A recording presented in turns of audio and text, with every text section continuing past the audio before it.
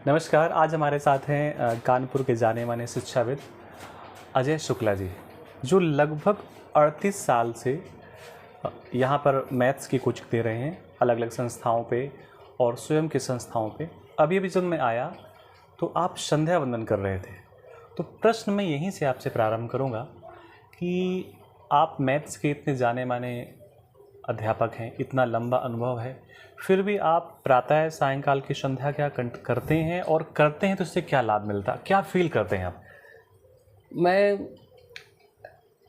मैंने जब से होश संभाला है, मैं प्रातः पहले एक सुबह नहाने के बाद पूजा, और शाम को घर वापस आने के बाद स्नान करने के बाद शाम की पूजा जरूर करता हूँ। आप अगर ये कहते हैं कि मैथ पढ़ाता हूँ तो सबसे पहले ये बेवकूफ़ी होगी ये मेरी कि मैं अपने आराध्य को इसलिए भूल जाऊँ कि मैं मैथ पढ़ाता हूँ। आज मैंने जो कुछ भी हासिल किया, स्वाभाविक सी बात है कि उसका थैंक्स तो बनता है ईश्वर का। मैं किसको धन्यवाद दूँ भाई? माता पिता के बाद स्वाभाविक सी बात है कि धन्यवाद ईश्वर का ही बनता है कि अगर उन्होंने, मैं आज बोर्ड पर खड़ा हूँ सपोज करिए जी, और मैं किसी क्वेश्चन को लगा रहा हूँ, मति यानी बुद्धि फेर दी, तो वही सवाल जो मैं बहुत अच्छे से समझाता हूँ, मैं डबल माइंडेड हो गया और मैं नहीं समझा पाया, तो क्या जो रेपो बनाई है वो बनेगी या बिगड़ जाएगी? यानी उस मति का, उस बुद्धि का एक हमेशा पॉजिटिव डायरेक्शन में रखने के लिए सबसे ज़्यादा ज़रूरी है ईश्वर की आराधना, क्योंकि ईश्वर की आराधना आपके माइंड को एक तरह से नियंत्रित करती है, मेरा मानना है। जैसे आप लंबे समय से मैथ्स पढ़ा रहे हैं और बहुत सारे बच्चों को आपने देखा, आए गए आपके सामने से, क्या उनको भी प्रेरित करते हैं? क्योंकि जितने समय व्यक्ति संध्या करेगा उतने समय में मैथ्स के 2 कठिन सवाल सॉल्व कर लेगा। तो वहाँ पर बच्चों को आप कहते हैं संध्या करने के लिए, या उनसे कहते हैं बस कल पढ़ाई करो?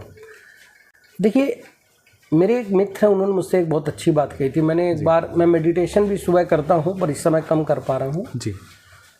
मेरे एक मित्र हैं, उन्होंने मेरे से एक बड़ी अच्छी बात कही थी, और उन्होंने ये कहा था कि जब हम क्लास में जाते हैं और अपने क्वेश्चंस को सॉल्व करते हैं जी तो अगर हम अपनी पूरी तन्मयता से क्लास ले रहे हैं जी, तो इसका मतलब, मेडिटेशन का मतलब होता है दिमाग का एक जगह स्थिर कर देना। तो वो मेडिटेशन जब मैं सवालों को सॉल्व कर रहा हूँ तो स्वाभाविक है कि दिमाग को बिना एक जगह स्थिर किए तो नहीं कर सकता हूँ, तो वो उससे बेहतर मेडिटेशन मैं महसूस नहीं कर पाता। एक बात। अब रहती है बच्चों की बात। अब तो समय बदल गया है, नहीं तो इसके पहले हम बच्चे तो सभी धर्म, सभी वर्गों के होते हैं हम लोगों के पास जी, और स्वाभाविक है कि एक टीचर के नाते मेरा स्नेह, मेरा प्यार उन सबके साथ रहता है। और सबको मैं कहता हूँ कि अगर आपका परिवार आपको इजाज़त देता हो, जी, आपका धर्म, आपका मजहब आपको इजाज़त देता हो, तो मेडिटेशन ज़रूर कीजिए। आप ईश्वर को जिस भी रूप में मानते हो उनके प्रति थैंक्सफुल तो ज़रूर रहिए।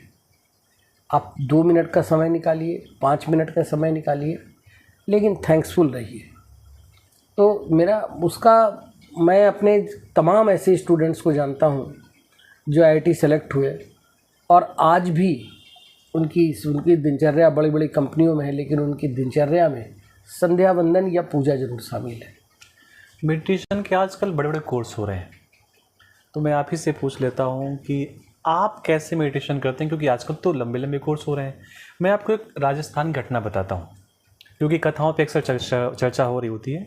जब एक माँ बैठ करके ऊखल से दाने ठीक कर रही होती है, तो उस समय उसका एक हाथ अंदर जा रहा होता है, अगर आपने कभी ध्यान दिया हो, और एक हाथ बाहर आ रहा होता है। उसी समय अगर बच्चा रो रहा हो तो बच्चे को लेटा करके पैपान कराती है, लेकिन उसकी प्रक्रिया बंद नहीं होती, ना तो उसको गुड़ने वाली, ना वहाँ से गेहूँ या चावल जो भी व्यवस्था होती है निकालने वाली। उसी समय अगर बच्चा उसका रोने लगे तो उसकी वो अपनी एक जंघा हिलाने लगती है, लेकिन वो जो प्रक्रिया है धान कूटने की वो बंद नहीं हो रही। और उसी समय अगर कोई दरवाजे पे आ भी जाए तो वो वहाँ पर भी अपनी उपस्थिति को दर्ज कराती है। शायद मेरी बात आप समझ गए होंगे। ये भी क्या मेडिटेशन का हिस्सा है, या को बैठ करके आंख बंद करना ही मेडिटेशन है? आचार्य जी, एक बात मैं कहना चाहूँगा, मैंने लंबे समय से जो चीज़ अनुभव की है, आज व्यापारिक युग हो चुका है जी। आज हर चीज़ बिक रही है। मैं देखता हूँ कि लोग किसी भी चीज़ के मतलब इतने भ्रमजाल में फंसे हुए हैं। मैं भी एक कार्यक्रम में अभी चित्रकूट गया था, तो हमारे साथ एक बच्ची भी गई हुई थी जी। तो हम लोगों ने वहाँ से जामुन लिए और जामुन खाने लगे खरीद करके। ठीक है। तो बच्ची ने कहा कि हमारे साथ एक सज्जन थे, उनका हमें जामुन नहीं अच्छे लगते। तो उस बच्ची ने तुरंत व्हाट्सएप से पाई हुई एक नॉलेज को बताया कि इसे ज़रूर खाया कीजिए, पेट के बाल निकल जाते हैं। जी। तो मुझे थोड़ी देर के लिए तो हंसी भी आई। मैंने कहा बेटा ये कहाँ से सुना है? जी। तो उसने बताया अरे भैया आप नहीं जानते हो आजकल तो ये देखिए, उसने दिखाया मुझे तुरंत। जी। हो क्या गया है कि हम सब इतनी परेशानियों में इससे जूझ रहे हैं कि कहीं ना कहीं हम सब के दिमाग में अपने को व्यवस्थित रखना, आर्थिक रूप से हो, शारीरिक रूप से हो, सामाजिक रूप से हो, कि हमें लगता है कि कोई चीज़ जल्दी से हो जाए, तुरंत हो जाए। मतलब हर चीज़ हम एलोपैथिक माइंड से सोचते हैं कि आज हमको तबीयत ख़राब हुई है तो हमको 10 मिनट बाद आराम मिल जाए। जी। आज मेरे दिमाग में आया कि कल मुझे फॉर्च्यूनर से चलना है तो मेरे को कोई ऐसा जुगाड़ मिल जाए कि कल तक हम फॉर्च्यूनर से चलने लगे। और इसी चीज़ का लाभ हर प्रोफेशन के दिग्गजों ने उठाया है, हर प्रोफेशन के। ठीक मैं है। अपने प्रोफेशन एजुकेशन को भी कह रहा हूँ जी। जी। कि हर प्रोफेशन के दिग्गजों ने इस मानसिकता को कैस किया है। मेडिटेशन के लिए हमारे घरों में, ये बताइए, एक महिला, जैसे आपने अभी ऊखल वाली बात बताई, चक्की पीसते हुए वो गाना गा रही है, भजन कर रही हैं, 4 औरतें बैठी हैं और वो चक्की पीस रही हैं और भजन कर रही हैं। वो मेडिटेशन नहीं है तो क्या है? ये भी मेडिटेशन के दायरे में आता है भाई। वो बताइए कि वो मेडिटेशन का मतलब क्या है? दिमाग को एक जगह स्थिर कर देना, है ना। हम जब हरिवंश पुराण पढ़ते हैं तो अभी हाल में ही उसके में पढ़ने में उसका प्रसंग था कि नेत्रों के बीच में जो भाव का बीच का स्थान होता है, यहाँ पर आँखों को केंद्रित कीजिए। आप 2 सेकंड कर पाते हैं, कुछ ना कुछ चलने लगता है दिमाग में। क्योंकि यही तो मेडिटेशन का अर्थ यही तो है कि आपको अपने अंदर सबसे पहले उन चीज़ों को स्थिर करना आना चाहिए। जब वो महिला, जैसे भी आपने एग्जाम्पल दिया कि उसका बच्चा रोने लगा तो उसने अपनी जंघा को हिलाना शुरू कर दिया जी, लेकिन अपने काम को बंद नहीं किया।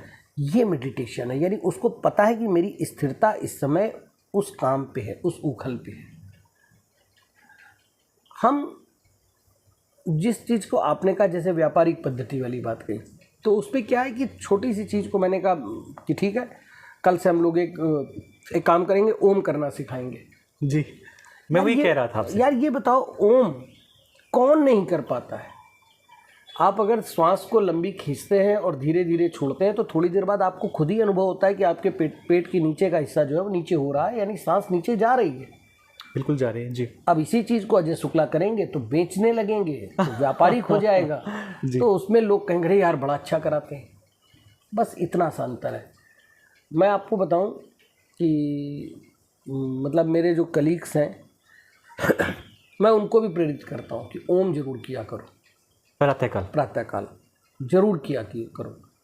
तो उससे क्या होता है कि आपके अंदर की, जब आप स्थिर रखने की क्षमता आ जाती है तो आपके अंदर की नेगेटिविटी काफ़ी हद तक कम हो जाती है। जी, जैसे आप लंबे समय से मैथ्स पढ़ा रहे हैं और बहुत सारे बच्चों को आपने देखा, आए गए आपके सामने से, क्या उनको भी प्रेरित करते हैं? क्योंकि जितने समय व्यक्ति संध्या करेगा उतने समय में मैथ्स के 2 कठिन सवाल सॉल्व कर लेगा।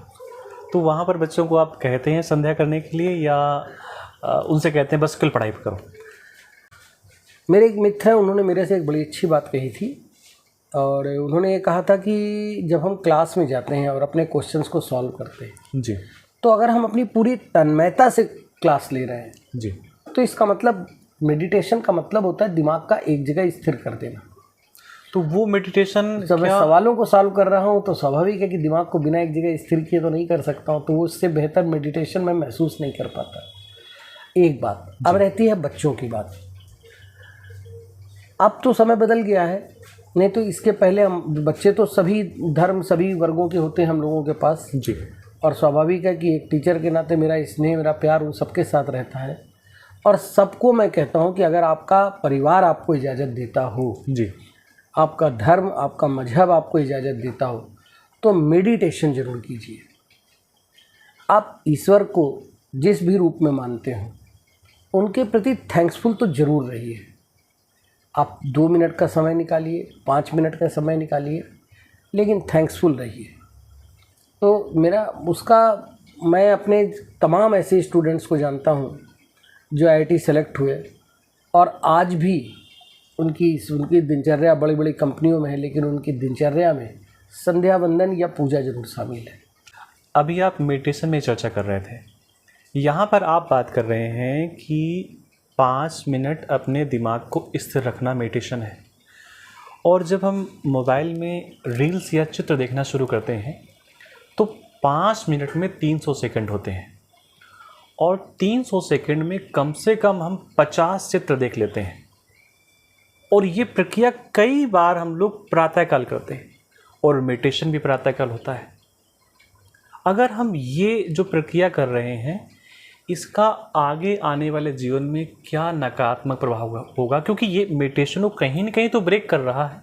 आपके विचार बार बार बदल रहे हैं। देखिए, कोई भी चीज़ शॉर्ट, जैसे हम लोगों के बुजुर्गों ने भी एक बात कही है जी कि एक निर्णय लो तो उस पर स्थिर रहो। एक निर्णय लो तो उस पर लंबे समय तक स्थिर रहो। और हम आज जिस माहौल में जी रहे हैं जी, तो रील्स ने हमारे स्थिर रहने की प्रक्रिया को ख़त्म कर दिया।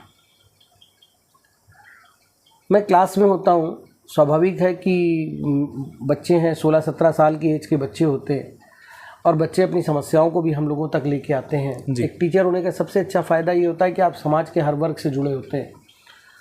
आज की तारीख में बच्चों की कॉमन समस्या मालूम है क्या आ रही है? जी, अनइवननेस लाइफ।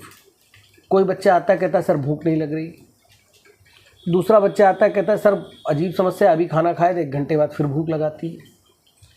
एक बच्चा आता है जो कहता है कि सर बैठे बैठे सो जाते हैं। तो एक बच्चा आता है जो कहता है कि सर रात में 10-10, 11-11 बजे हम मतलब जो है लेटते हैं और 3-3 बजे जा कर के हमको आँख लगती है। कारण ये जो आपने कहा ना रील्स, मैं ही अकेले नहीं हूँ, इसको जाने कितने लोग कह चुके हैं कि रील्स का मतलब क्या हुआ। आपने एक अल्प समय में किसी चीज़ को देखा, ठीक है। अच्छा, एक और बात होती, आप एक मूवी देखने जाते हैं, जैसे आप शोले फिल्म देखने गए, तो अंडरस्टूड है कि जब आप उस फिल्म को देख रहे हैं तो आपको उसका कथानक से धीरे धीरे जुड़ जाते हैं। बिल्कुल जुड़ेंगे। और एक समय आता है कि आपको अगले सीन का कुछ आइडिया लगने लगता है कि ऐसे होगा, क्योंकि हमारा दिमाग बहुत पावरफुल टूल है और ये बहुत जल्दी उस चीज़ को अडॉप्ट कर लेता है कि अब ऐसे होगा। हम जानते हुए भी उसको देखते हैं क्योंकि हमको कुछ आइडिया होता है अब ये होने वाला है, क्योंकि फाइनली रिजल्ट तो पता होता है, क्या रिजल्ट पता होता है जी। और 3 घंटे तक वो दिमाग स्थिर रहता है। आसानी से हम मूवी देख के निकलते हैं, मस्त आते हैं, घर पे हंसते हैं, उसके बारे में चर्चा करते हैं, बेफिक्र होकर रात में सोते हैं। लेकिन जब हम 20 मिनट रील देखते हैं तो हमारी प्रॉब्लम क्या होती है कि अभी मैं रील देख रहा हूँ जिसमें मैं वृंदावन के महाराज जी को प्रेमानंद जी को देख रहा हूँ। उनकी एक बहुत अच्छी बात वो बता रहे हैं, अगले ही पल एक ऐसी रील सामने आ जाती है जो अनएक्सपेक्टेड थी, जिसमें एक सास अपनी बहू को डांट रही है। उससे ही अगले पल एक दूसरी रील आ जाती है जो अश्लीलता से भरी हुई है। आप बताइए कि हर 20 से 30 सेकंड में दिमाग एक नई चीज़ को एक्सेप्ट कर रहा है। तो दिमाग के जो सोचने की क्षमता है, ये जो हमारे फिलामेंट्स हैं, हमारी जो तरंगे हैं, उनका जो वाइब्रेशंस है वो निश्चित तौर पर बार बार बदल रहा है। और जब बार बार बदलेगा तो इस स्थिति में जो प्रॉब्लम्स आएंगी वो प्रॉब्लम दिमाग के सोचने के यानी वाइब्रेशन को बदलने के रूप में ही आएंगी, जिसका परिणाम शरीर का कहीं ना कहीं स्वास्थ्य का डिस्टर्ब होना है। कहने का मतलब आपका ये है कि अगर आपको मोबाइल देखना भी है तो आप जो 10 से 15 मिनट, आधे घंटे का जो एक शो होता है, एपिसोड होता है, मैं बीच में डिस्टर्ब कर रहा हूँ, रील छोड़ दीजिए। सिर्फ आप रील छोड़ दीजिए। भारत सरकार की मैं मतलब आपके चैनल के माध्यम से रिक्वेस्ट कर रहा हूँ कि भारत सरकार को रील पर अगर वो चाहते हैं कि आने वाला जो हमारी जनता है, आने वाले जो नई यंग जनरेशन है जी, वो अगर एक अच्छी और स्वस्थ रहे तो उनको सबसे पहले रील पर बैन लगाना चाहिए। लंबे एपिसोड इतने घातक नहीं है जितनी वो 30-35 सेकंड की। बिल्कुल। आप देखिए, अब लंबे एपिसोड पर फिर आते हैं जी। तारक मेहता का उल्टा चश्मा एक सीरियल आया था। बिल्कुल। हम लोग रात में इस उम्र के बावजूद बच्चे देखते थे, हम लोग भी देखते थे और थोड़ा सा मालूम है उससे जुड़ जाते थे और देखते रहते, आधे घंटे के पार्ट्स में उसको देखते थे। जी। लेकिन अब आज की तारीख में हम किसी एक चीज़ पर आधे घंटे स्थिर ही नहीं रह पाते। आप एक बहुत कम लोग हैं जिनसे अगर आप एक किताब की चर्चा कीजिए कि पढ़ो, कहते यार किताब नहीं पढ़ेंगे, हम मोबाइल में देख लेंगे। और मोबाइल में भी मुझे याद है कि जब मैंने लिखना शुरू किया था तो मैं काफ़ी लंबे लंबे लेख लिखता था स्टार्टिंग में। फिर धीरे धीरे ये मैंने देखा कि वो लंबे लंबे लेखों की बजाय लोग उसको ज़्यादा अट्रैक्ट करते थे कि आपने बहुत छोटे में बात कह दी, क्योंकि लोगों की लंबे लेख को पढ़ करके समझने की क्षमता कम होती जा रही थी। ठीक है, तो इसका मतलब ये दुष्प्रभाव तो आया कि आपको एक ही जगह स्थिर रहने में धीरे धीरे समस्या आने लगी। तो ये प्रॉब्लम्स तो आएंगी ही आएंगी, कहीं ना कहीं ये दुष्प्रभाव हमारे जीवन पे पड़ेगा। और मस्तिष्क, हमारा माइंड अगर एक सा स्थिर रहेगा तो हमारी जीवन शैली अच्छी होगी। अच्छा आप बताइए, हम लोग अक्सर बात करते हैं, पुराने समय की बात करते हैं, ऐसा था वैसा था जी। क्या होता था पुराने समय? एक चौपाल लगती थी, शाम के समय सब लोग खेतों से लौट के आ रहे हैं, अपने काम से लौट के आ रहे हैं, नौकरी पेशा लोग लौट के आ रहे हैं। कोई एक अड्डा बना होता था जिस अड्डे पर वो बैठ करके अपनी बातें करते थे। वहाँ पर आधे पौन घंटे हर तरह के हंसी मजाक होता था और देन उसके बाद वो अपने घर चले जाते थे एक पॉजिटिव एनर्जी के साथ। बिल्कुल। आज आप बैठ कहाँ रहे हो? आज घर आने के बाद भी क्या आपके पास अड्डेबाजी के लिए या चौपाल के लिए समय है? नहीं है। आप कहते हो बहुत बिजी हो, बिजी नहीं हो। आप घर पे आके मोबाइल पे ही वही आप ऑफिस में करके आ रहे हो और वही आप घर पे कर रहे हो। तो आप अपने दिमाग को मैं देखिए आज आपका जो मूल विषय मेडिटेशन है, मैं उसी को पकड़ के चल रहा हूँ जी। कि आप अपने दिमाग को एक जगह स्थिर रख कहाँ रहे हो? लगता है सुबह से लेकर शाम तक कहीं भी नहीं ना, कहीं पर भी नहीं। तो इस स्थिति में जो प्रॉब्लम्स आएंगी वो प्रॉब्लम दिमाग के सोचने के यानी वाइब्रेशन को बदलने के रूप में ही आएंगी, जिसका परिणाम शरीर का कहीं ना कहीं स्वास्थ्य का डिस्टर्ब होना है। कहने का मतलब आपका ये है कि अगर आपको मोबाइल देखना भी है तो आप जो 10 से 15 मिनट आधे घंटे का जो एक शो होता है, एपिसोड होता है, मैं बीच में डिस्टर्ब कर रहा हूँ, रील छोड़ दीजिए। सिर्फ आप रील छोड़ दीजिए। भारत सरकार की मैं मतलब आपके चैनल के माध्यम से रिक्वेस्ट कर रहा हूँ कि भारत सरकार को रील पर अगर वो चाहते हैं कि आने वाला जो हमारी जनता है, आने वाले जो नई यंग जनरेशन है जी, वो अगर एक अच्छी और स्वस्थ रहे तो उनको सबसे पहले रील पर बैन लगाना चाहिए। यहाँ तक कि वो जो 40 मिनट का बीच में जॉब में, देखो हम तो नहीं करते, हमें तो नहीं आइडिया, प्रारंभ में करते थे तो जो 40 मिनट का जो लंच का समय भी मिलता है, शायद वो सुकून से भोजन भी नहीं हो पाता उस समय। नहीं, क्योंकि आधा दिमाग भोजन पे है, आधा समय पे, कब समय ना समाप्त हो जाए। और बाएं हाथ से, क्योंकि दाहिने हाथ से भोजन कर रहे होते हैं तो बाएं हाथ से वो मोबाइल सरकता रहता है।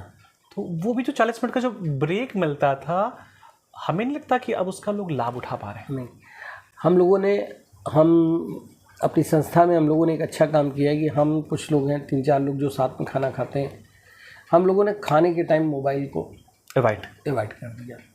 और आपको बताएं, मैंने धीरे धीरे अपनी मतलब ऐसा नहीं है कि मैं ये कहूँ कि मैं पूरी तौर, क्योंकि मजबूरी है, आप मोबाइल के बगैर जा नहीं सकते हो। फिर मैं तो एक ऐसी संस्था से जुड़ा हूँ कि जहाँ पर एजुकेशन संस्था ऑनलाइन पर बेस्ड है, तो इसका मैंने आपको मोबाइल के टच में तो रहना ही पड़ेगा। बिल्कुल। नई अपडेट्स जो आ रहे हैं उसके लिए मोबाइल के टच में तो रहना ही पड़ेगा। लेकिन यकीन कीजिए कि शायद मुझे याद पड़ता है कि आज पूरे दिन में मैंने एक भी रील नहीं देखी होगी। ये तो बड़ी अचंभित वाली बात है। एक भी रील नहीं देखी होगी, अभी तक मैं आपके सामने बैठा हूँ, एक रील नहीं देखी होगी। तो क्या ऐसा लग रहा है कि मैंने मोबाइल देखा, मैं फिर बताऊं, पर मोबाइल में मैंने देखा क्या, मैंने अपना ही लेक्चर जो मैं पढ़ा करके आया, मैंने उसको देखा और उसकी समरी बनाई कि कहाँ पर क्या चीज़ और की जा सकती थी। लेकिन मैंने रील नहीं देखी। जैसे रील नहीं देखी तो क्या कुछ ऐसा लगा, कुछ निकल गया हाथ से? ना, मैं ज़्यादा प्रसन्न हूँ। आपको लग रहा है कि मैं दुखी हूँ कि मैं खुश हूँ? अभी तो आप हैप्पी लग रहे हैं। तो बस समझ लीजिए कि मतलब अब मुझे उसका अच्छा लग रहा है। और अभी बताओ, अभी बेटे के साथ हो सकता है अभी अगर टाइम मिलता है तो किसी फिल्म को देखूँगा बेटे के साथ। हाँ, एक कोई बेटा है मेरा जी, और बीटेक कर रहा है HBTI से, तो उसको भी मैं यही चीज़ धीरे धीरे सजेस्ट कर रहा हूँ। हालांकि यंग एज है, पता नहीं मेरी बात कितनी मानता हो या ना मानता हो, लेकिन मैं यही सजेस्ट कर रहा हूँ कि मूवी देखो, रील मत देखो। तुम्हें अच्छा लगता है, तुम एक मूवी देखो पूरी, आराम से बैठ के 3 घंटे, क्योंकि जब मूवी देखोगे तो दिमाग एक ही जगह रहेगा। और जब ऐसा होगा, देखिए एक बात बताएं, बहुत छोटी छोटी एग्जाम्पल्स है, लेकिन आप करिए, आपको मज़ा आएगा। बच्चे पढ़ने बैठते हैं, ठीक है, कहते हैं मेरा मन नहीं लगता है जी, ये कारण है मन नहीं लगता है, क्योंकि आप, हाँ सच बता रहे हैं, आप मोबाइल के एडिक्ट होते जा रहे हैं। जब मैंने वो पढ़ाना स्टार्ट किया तो हमारे सर ने कहा कि ऐसा करना है, उन्होंने उसको बुक दी एक, कल इससे पढ़ाना। अब मैं आया, मैंने उस बुक को देखा तो मेरे मतलब धुएं उड़ गए, क्योंकि उसके क्वेश्चन मेरे को लगा यार ये तो बहुत टफ है जी। मैं उनके बाद दोबारा गया, हमने कहा गुरुजी इसका सलूशन कोई? कहने लगे यार सुनो, जब तुम सॉल्व कर लेना तभी पढ़ाना, जब तुम सॉल्व स्वयं कर लेना तभी पढ़ाना। उनकी वो बात इतनी मीनिंगफुल थी कि उसने मेरे को इतना इंस्पायर किया कि मैं जब क्लास में जाता था तो जिस चैप्टर को लेकर के मैं जाता था, उस चैप्टर को अगर मुझे 20 क्वेश्चन करने होते तो मैं 30 क्वेश्चन को सॉल्व करके घर से जाता पहले से। आज की ड्रॉबैक क्या है? गूगल आ गया, बच्चे के सामने कोई क्वेश्चन फंसा, वो 1 सेकंड में उसका सलूशन ढूंढता है, बिल्कुल मिल भी जाता है, यानी दिमाग को वो लड़ने का मौका देता ही नहीं। और परिणाम ये होता है कि जब उसको सलूशन मिल गया, एक बात बताइए, आपको जो क्वेश्चन आप खुद हल करते हैं जी, आपको उसमें ज़्यादा खुशी मिलती है या जो आपको कोई बता देता है उसमें ज़्यादा खुशी मिलती है? मुझे याद है कि जैसे 4 एग्जाम्पल होते थे और 50 क्वेश्चन होते थे, तो मैं एग्जाम्पल का सहारा तो लेता था, उसके बाद क्वेश्चन हल करता था। लेकिन अगर वो क्वेश्चन हल हो जाते थे, कुछ क्वेश्चन नहीं हल होते थे, तो बड़ी अंदर से खुशी होती थी, बहुत अच्छा लगता था जब हम स्वयं उन क्वेश्चनों को हल करते थे। और जब कोई बताता था तो थोड़ा इजी हो जाता। फिर जब कोई बताता है तो मुझे ऐसा लगता है फिर हम उसको याद कर लेते हैं बताते समय। नहीं, यही बात मैं तो अभी गूगल का क्या मतलब अब जो सलूशन अवेलेबल हो गए, इसका डिस्टर्बेंस क्या हुआ? आज का बच्चा लड़ना नहीं चाहता। जो बच्चे जूझ रहे हैं उनके परसेंटेज रह गया 0.1। और आज भी जो बच्चे सेलेक्ट हो रहे हैं, चाहे वो IIT JEE हो, चाहे नीट हो, चाहे UPSC हो, वो वही बच्चा सेलेक्ट हो रहा है जो उस 0.1 से 1 की कैटेगरी के बीच में है। इसका जो मतलब गूगल करने से पहले खुद को लड़ता है कि यार इसको सलूशन क्या होगा। अब आप रह गई आने वाले टाइम पर जी। अब जो छोटी क्लास के बच्चे हैं, मेरा भी वास्ता पड़ा एक 8th या 7th के परिवार में एक बच्चा था, मुझे एग्जैक्टली याद नहीं है, 7th 8th का था जी। तो ऐसे ही मैंने उससे पूछा तो उसने कहा कि मतलब उसका जवाब मुझे आज भी याद है, 8th में था बच्चा। उसने कहा आपके टाइम की मेरे टाइम की बात में अंतर है। कह लगे हम लोग क्यों इतनी मेहनत करें, जब हमको कोई चीज़ आसानी से मिल रही है तो हम उसको क्यों इतनी मेहनत करें। यानी अब जो नई जनरेशन आ रही है वो ये समझ रही है कि जब हमको उसका सलूशन आसानी से मिल रहा है तो हम क्यों करें। पर अब यहाँ समझिएगा, आपने कहा चैट GPT जी। आज आप चैट GPT से कह दीजिए कि मेरे लिए एक गाना लिख दो, वो लिख देगा। इसका मतलब आने वाले समय में जो लिरिसिस्ट हैं, जो गाने लिखते हैं, गीतकार लिखते हैं जी, मैं एक फिल्म बनाना चाहूँगा, मैं किसी गीतकार को क्यों हायर करूँगा? मैं चैट GPT से कहूँगा 20-25 गाने बनवाऊँगा और उन्हीं में कोई 2 गाने सेलेक्ट करके फिल्म में डाल दूँगा। यानी मैं एक नौकरी खा गया किसकी? गीतकार की, है ना। इसी तरह से आपने कहा एक कहानी लिख दो, स्क्रिप्ट, राइटर चला गया, एक राइटर चला गया। दिमाग से काम करने वाले जितने टूल्स हैं, जितनी चीज़ें हैं, वो सब चैट GPT धीरे धीरे खा जाएगा। और जब ये ख़त्म हो जाएंगे, अब एक मज़दूर को चैट GPT कभी रिप्लेस नहीं कर पाएगा। एक लड़ करके काम करने वाले को चैट GPT कभी रिप्लेस नहीं कर पाएगा। लेकिन चैट GPT हर उस चीज़ को रिप्लेस कर देगा आने वाले टाइम पे जिसमें दिमाग का इस्तेमाल है, जिसमें आप मस्तिष्क से कोई चीज़ सोचते हैं। आप कहते हो आप एडवांस तौर पर जा रहे हो, हाँ ठीक है, दुनिया को ख़त्म ही इसी डायरेक्शन में होना है तो जाएंगे तो हम ही हैं। मतलब वो तो हमारी मजबूरी है, जो लिखा हुआ है होना है। और सब कई अगर आप पुराण पढ़ते हैं तो आप देखते हैं कि सभी किताबों में, लगभग सभी धार्मिक किताबों में लिखा हुआ है कि कैसे ख़त्म होगा। तो कैसे ख़त्म होगा में घूम फिर कर के यही सब आता है कि इतने एडवांस वर्जन हो जाएंगे कि ऐसे ही ख़त्म होगा कि हम प्रशासन कोई और कर रहा होगा। तो ये आप मानिए कि ये नुकसान तो होगा। अब एक जो और बात आती है, जब मैंने पढ़ाना स्टार्ट किया तो ये बात थी जो आपने क्वेश्चन अभी किया, 1986 की है आसपास है। थोड़ी सी घर की आर्थिक स्थितियाँ डिस्टर्ब थी और मतलब पैसे के स्रोत नहीं थे, आगे की चीज़ें भी कठिन लग रही थी कि कैसे पढ़ाई हो, कैसे खुद के लिए पढ़ाई करूं। मैं आगे की पढ़ाई के लिए जब मैंने बात की, पापा की तबीयत उस दौरान ख़राब चल रही थी, तो मम्मी ने 300 रुपये मुझको दिए कि यही है, इनमें से जैसे चाहो वैसे करो। 1986 में, ठीक। और 2 बहनें भी पढ़ रही थी, तो सब कुछ था। तो मैं, अनिल अवस्थी हमारे गुरुजी थे, मैं उनके पास गया। हमने कहा सर हमें एक ट्यूशन चाहिए, ट्यूशन। ठीक है। थोड़ी देर वो मेरी ओर देखते रहे, कहने लगे ट्यूशन का क्या करोगे। तो हमने कहा सर परेशानी अपनी बताई। कहने लगे ट्यूशन का मतलब ये होता है कि अजय अगर एक बार ट्यूशन में उलझ गए तो कभी जीवन में निकल नहीं पाओगे। और ट्यूशन की ड्रॉबैक ये है कि एक ट्यूशन से दूसरे ट्यूशन भागोगे, दूसरे से तीसरे भागोगे। तो हमने कहा फिर हम खर्चे कैसे चलाएं। तो उन्होंने कहा कोचिंग पढ़ाओ। तो हमने कहा कोचिंग कैसे पढ़ा लेंगे, इतने सारे बच्चे सामने कैसे मैनेज करेंगे। उन्होंने कहा पढ़ा लोगे। और ये समझिए कि उन्होंने मुझे कोचिंग में पहला मौका दिया अपने यहाँ पढ़ाने का। हाँ, अपने यहाँ पढ़ाने का। उस यहाँ क्षेत्र में एक विज्ञान ज्ञान कोचिंग केंद्र हुआ करती थी, तो उसमें उन्होंने पढ़ाने के लिए मुझे मौका दिया। और मुझे 11th क्लास उन्होंने दी स्टार्टिंग में। और 11th क्लास में भी जो मेरा पहला लेक्चर था वो था डिमॉवियर थ्योरम, कॉम्प्लेक्स नंबर का जो दूसरा हिस्सा। पहले डिमॉवियर थ्योरम अलग चैप्टर हुआ करता था, कॉम्प्लेक्स नंबर अलग चैप्टर हुआ करता था। तो डिमॉवियर थ्योरम मुझे चैप्टर दिया। उसकी जो सबसे मज़ेदार वाक़या था वो ये था कि जब मैं पढ़ाने गया तो मेरे सामने वो स्टूडेंट्स बैठे थे जिनके साथ मैं बाहर खेला करता था और गाली गलौज में बात करता था। तो उनमें से किसी एक ने मुझसे कहा भी, अजय ये वाला सवाल नहीं आया, बताओ जरा। सीधे नाम लेकर के? हाँ। तो मेरे 2 मिनट के लिए मास्टर में पसीना आ गया कि यार हम पढ़ाएंगे कैसे। लेकिन बाहर आए तो मास्टर साहब से, अनिल मास्टर साहब से मैंने बात बताई। उन्होंने कहा यार 3-4 दिन बर्दाश्त करो, 3-4 दिन बाद अगर अच्छा पढ़ा रहे होगे तो यही सारे लोग सर कहने लगेंगे, अपने आप सर कहने लगेंगे या तुमसे दूरी बना लेंगे।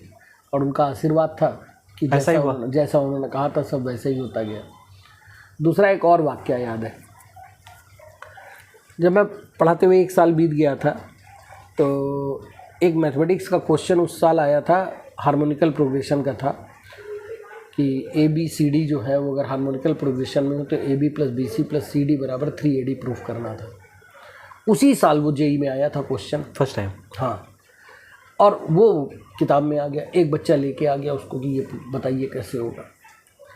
सॉल्यूशन हुआ नहीं करते थे जी।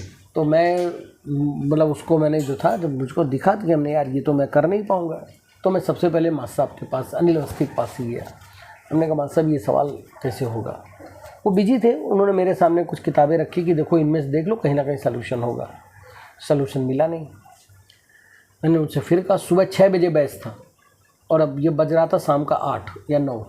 आपको उसी रात में सारा सॉल्व करना, मतलब सुबह 6 बजे क्लास में भी जाना था। तो जब मास्टर साहब के पास मैं गया तो मास्टर साहब ने फिर कहा कि ऐसा करो, तुम कह देना कि ये अनिल सर बढ़ाएंगे, ये वाला क्वेश्चन वो बताएंगे और तुम इसको टाल जाना, बाकी बता देना।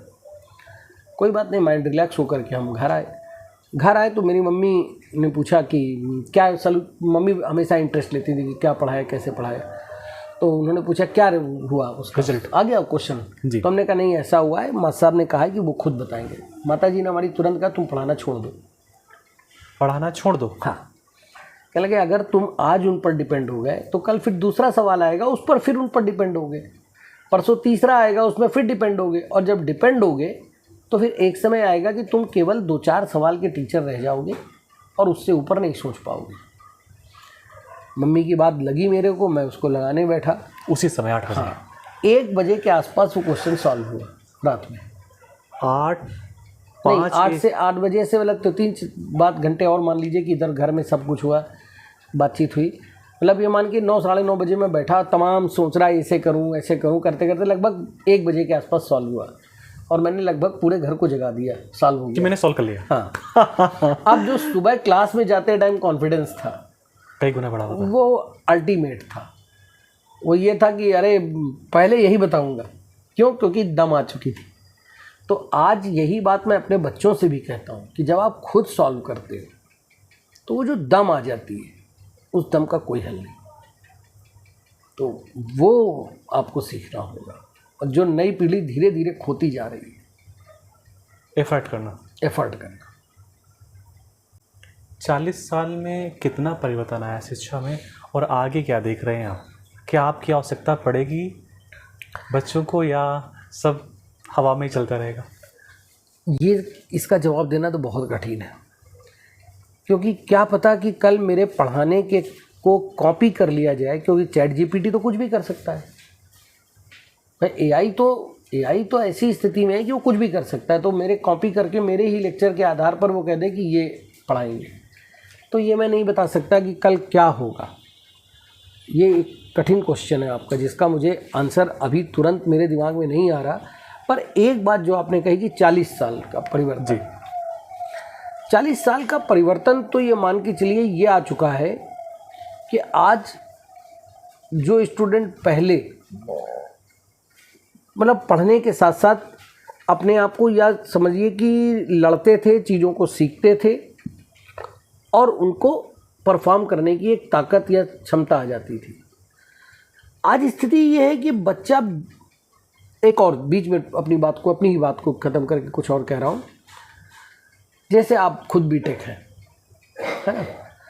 आप ये बताइए कि बीटेक आदमी अगर टेक्नोलॉजी करके मतलब कर रहा है, बीटेक कर रहा है, तो ऑब्वियस सी बात है कि वो इस पर्पस से कर रहा है कि कुछ इनोवेटिव सोचे, कुछ नया करेंगे, कुछ नया करें, समस्याओं के समाधान को कैसे सोच सकता है ये है। लेकिन अब देखिए कि अचानक एक परिवर्तन आ गया कि हम भारत वाले नौकरी बेस्ड हो गए। ज़्यादातर लोग, जितने कॉलेज हैं, यहाँ तक कि इवन बड़ी से बड़ी आईआईटी भी अगर अपने बारे में बताती है तो बताती है कि हमारे यहाँ फला बच्चे का 1.5 करोड़ के पैकेज में फलानी जगह प्लेसमेंट हुआ है। यानी हम नौकरियां बेच रहे हैं, हम किसी बच्चे को इतना काबिल बनाने के लिए तैयार ही नहीं कर रहे हैं कि तुम यार खुद करो। स्टार्टअप हमारी नहीं हो पा रहा है। 40 साल में हमारे एजुकेशन का जो ड्रॉबैक आया वो ये आया कि हम नौकरी देने वालों की बजाय सुरक्षित जीवन जीने के लिए नौकरी करने वाले बन गए। एजुकेशन में परिवर्तन आया। ये परिवर्तन आया कि अब हम नौकरी देने वाले की सोच ही हमारी ख़त्म हो गई। आज भी आप किसी बच्चे से बात कीजिए तो वो यही कहता ये आएगा, फिर कहीं ना कहीं प्लेसमेंट हो जाएगा अपना, बस ठीक है। क्योंकि एडमिशन के पहले जो प्रचार होता है वो केवल प्लेसमेंट का होता है कि हमारे यहाँ इतना पैकेज रहा, इतनी जॉब हुई और ये सब। तो कहीं ना कहीं बात आपकी सही है, और यहाँ पर वो स्थितियाँ नहीं हो रही कि हम पढ़ाई करने के बाद कुछ लोगों को नौकरी दे सकें। हम स्वयं नौकरी सर्च कर रहे हैं। कारण भी है जी, अगर दूसरा पहलू देखें तो कारण भी है। कारण ये है कि मूलभूत चीज़ें जो कि पढ़ाई है उसको इतना महंगा कर दिया है। कोचिंग बिजनेस हो, एजुकेशंस के स्कूल हों, बीटेक डिग्रियां हों, सबको इतना महंगा कर दिया है कि आम आदमी बस कहीं से 8 साढ़े 8 लाख रुपए, 10 लाख 15 लाख रुपए लेकर के बच्चे को पढ़ाता है। फिर वो सबसे पहले सोचता है कि पहले यार वो 15 लाख तो वापस लाओ। और स्टार्टअप का मतलब पहले दिन से आप 15 लाख नहीं ला सकते। ठीक है। कोई भी बिजनेस होगा, अगर आप इनोवेटिव आइडिया लेकर के आते हो या कुछ भी आप रनिंग आइडिया लेकर के आते हो, दोनों ही स्थितियों में आप ब्रांड तुरंत एक दिन में नहीं बन जाओगे।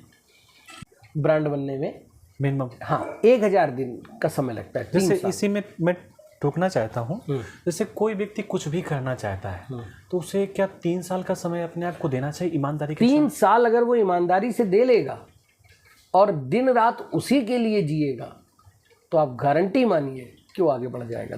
जैसे कोचिंग में आपको लोग सर कहते हैं, वैसे कानपुर में दक्षिण का आपको राजनीतिक गुरु कहते हैं। और लगभग 20 साल से जो भी व्यक्ति बड़े पद में आता है, कहीं न कहीं उसके पीछे आप होते हैं या उसके सहयोग में आप होते हैं।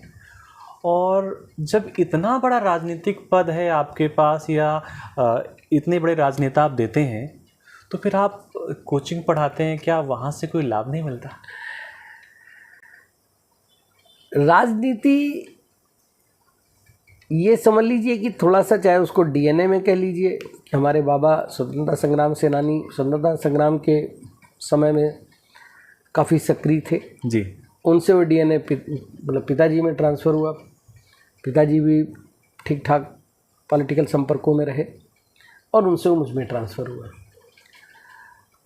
लेकिन राजनीति में मैंने कुछ हासिल करने के उद्देश्य से कुछ नहीं किया। मतलब कभी मैंने ये, जब मैं नाम तो देखिए कोई भी नहीं लूँगा, ठीक है, लेकिन जिनके साथ भी मैंने, जिनके लिए भी चाहा कि वो आगे बढ़ जाएं, उनके लिए तन मन धन अपनी सारी एफर्ट्स मैंने लगाए। और उसका दुष्परिणाम ये हुआ कि मेरी जो खुद की छवि है, जैसा मैं वास्तव में हूँ, हर कोई वैसा मुझे नहीं मानता। क्योंकि जहाँ मैं राजनीतिक क्षेत्रों में हूँ, वहाँ बहुत सारे मेरे विरोधी जो होते हैं वो मुझको खुलकर कहते हैं पॉलिटिकल आदमी है, सीधे कहते हैं। अभी नुकसान ही है, क्योंकि मैं सच में जानता हूँ कि मैं कैसा हूँ, ठीक, अहित किसी का नहीं करता हूँ। लेकिन अब पॉलिटिकल में अगर कोई पॉलिटिक्स में जीत हारी अहित होती है, और मैं जिसके साथ हूँ उसको अगर जिताना चाहता हूँ तो स्वाभाविक है जो अगेंस्ट होगा उसको हराना होगा। और अगर उसको हराना होगा तो उसको हराने के लिए जो चीज़ें की जा सकती हैं वो मैं सब करता हूँ, मतलब इसको मैं कहीं छुपाऊंगा नहीं, वो सब करता हूँ। उसको हराने के लिए जो चीज़ें हो सकती हैं मैं सब करता हूँ। अब रह गई बात जीतने के बाद कभी अपेक्षा नहीं करी कि मुझे कोई ऐसी चीज़ मिल जाए, क्योंकि ईगोइस्टिक हूँ। सम्मान मिल जाता है, प्यार से 2 बातें हो जाती हैं, बस इतना ही बहुत है। लेकिन इससे ऊपर के लिए कभी कोई आशा नहीं थी राजनीति में। पर अभी इन 25 सालों में कोई ऑफर ऐसा नहीं आया कि आपको पुरस्कार मिल रहा है उस तरफ से? कभी ऐसा नहीं आया, या आया तो आपने उसको लिया नहीं? नहीं, आए हैं। मेरे एक मित्र हैं ब्रजेंद्र प्रताप सिंह जी, पत्रकार हैं, बड़े पत्रकार हैं, और एक बड़ी पार्टी के, मतलब प्रदेश की राजनीति में एक दखल रखने वाली एक पार्टी के किसी समय प्रवक्ता रहे थे। तो उन्होंने मुझसे एक बार ऑफ़र किया था जहानाबाद की विधानसभा के लिए, सीधे चुनाव लड़ने के लिए। जी। तो मैं ऐसा नहीं कहूँगा कि मुझे ऑफ़र नहीं मिला, मुझे ऑफ़र मिला। ब्रजेंद्र प्रताप सिंह का मैं धन्यवाद भी आपके चैनल के माध्यम से देता हूँ कि मित्र हैं और हमेशा मेरे बारे में अच्छा सोचा उन्होंने। पर मुझे लगा नहीं कि कभी मैं इतना, मतलब पैसे से संपन्न रहा नहीं, इतना पढ़ाने के अलावा कभी कोई चीज़ मुझे आई नहीं, तो मुझे लगा नहीं कि मैं ये कर पाऊँगा। अब रह गई बात दूसरी चीज़ की, पुरस्कार वाली। जी, शायद उतने टाइम जिनको भी मैंने बनाया या जिनके लिए भी काम किया उनकी निगाहों में मैं ना आ पाता हूँ तो इसलिए उसको भी कभी सोचा नहीं कि कुछ मिला या नहीं मिला। हाँ, मिला, एक प्यार मिला, सम्मान मिला। जिन लोगों के बीच जो अपने हैं उन्होंने असीमित प्यार दिया, इसमें दो राय नहीं है। और सबसे ज़्यादा बात यह है कि मुझे जो स्टूडेंट्स का प्यार मिला, उसने मेरी इन सारी चीज़ों को किनारे कर दिया कि मुझे कहीं और से कुछ मिला या नहीं मिला। एक वाक़या आपको बताता हूँ, उसके बाद मैं अपनी बात ख़त्म भी करूँगा। मेरे परिचितों में एक हैं, अभी कुछ दिनों पहले उन्होंने मुझसे कुछ अपेक्षा की, और उनके यहाँ कार्यक्रम होते हैं, उनके यहाँ चीज़ें होती, कभी उनके यहाँ से कोई मेरे लिए इनविटेशन नहीं आया, कभी कोई चीज़ नहीं हुई, लेकिन उन्होंने एक अपेक्षा की मुझसे। जी, भाई दी वो अपेक्षा मेरी सीमा से बाहर थी, तो मैंने कहा इसमें से मैं कुछ थोड़ा सा इस हिसाब से आपको कर दूंगा कि आपको न लगे, और उसको मैं तभी कर पाऊंगा जब मैं ठीक होऊंगा। आप ये समझिए, उसके बाद उनका जो मेरे पास मैसेज आया वो ऐसा था कि अगर मैं आपको दिखा दूं कि उनके हिसाब से मैं दुनिया का सबसे ख़राब आदमी हूं, क्योंकि मैंने उनकी बात नहीं सुनी, मतलब उनकी अपेक्षा नहीं पूरी की। मैंने उनकी अपेक्षा को पूरा किया, इसके बाद भी पूरा किया, बाई गॉड पूरा किया, मतलब ईश्वर साक्षी है कि इसके बाद भी उनकी अपेक्षा को पूरा किया। लेकिन ये समाज है, और इस समाज को हमको इसी तरह से एक्सेप्ट करना पड़ेगा। आप कितना भी कुछ करते जाएं, आप कुछ भी करिए, जिस समय आप किसी के काम के हैं, सिर्फ उस समय आप वो आपकी सारी बातें कहेगा, आपको अच्छा मानेगा, और पीठ घूमते ही वो आपके बारे में क्या विचार रखता है ये आप नहीं जानते। तो इसलिए इसको यकीन करिए, यकीन मानिए, मैं इसको नहीं सोचता, क्योंकि अगर इसको सोचूंगा तो फ्रस्ट्रेशन में आ जाऊंगा, क्योंकि मुझे मालूम है कि पीठ घूमते ही आदमी किसको छोड़ रहा है।